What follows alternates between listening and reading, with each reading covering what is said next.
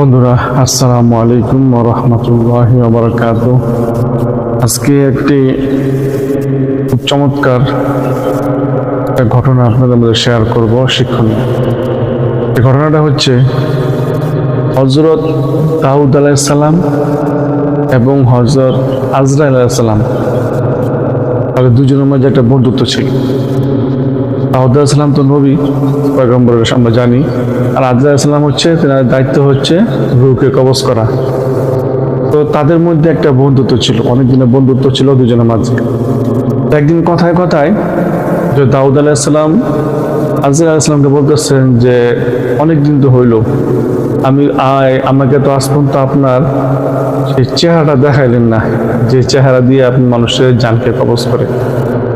তখন আজরাইল আলাইহিস সালাম বলতেছেন যে সেই চেহারা দেখে তো আপনি টিকতে পারবেন না, কোনো ভয় পেয়ে যাবেন, সহ্য করতে পারবেন না।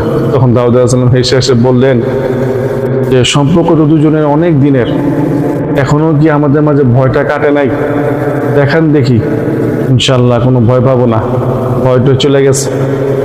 তখন আজরাইল আলাইহিস সালাম এক ঝলক তার চেহারাটা দাউদ আলাইহিস সালামকে দেখাইলেন, সাথে সাথে তিনি বেহুশ হয়ে গেলেন।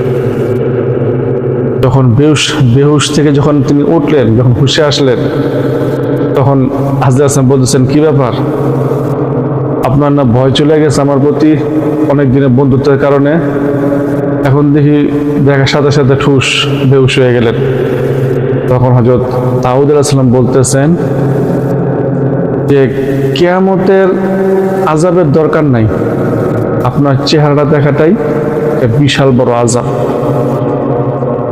কিয়ামতের দিবসে আপনাকে যদি কারো সামনে দাঁড় করানো হয় যে আজকে সারাদিন দাঁড়ায় থাকো, তাহলে সে বারবার বেহুশ হবে, বারবার হুঁশে আসবে আপনাকে দেখে, আবার বেহুশ হবে, আবার হুঁশ আসবে। এরকম হতে হতে তার জিন্দেগি তামা তামা হয়ে যাবে আপনার এই চেহারা থেকে। আল্লাহ তাআলা আমাদেরকে আজরাইল আলাইহিস সালামের মাধ্যমে সুন্দর একটা মৃত্যু সবাইকে দান করুক, আমিন।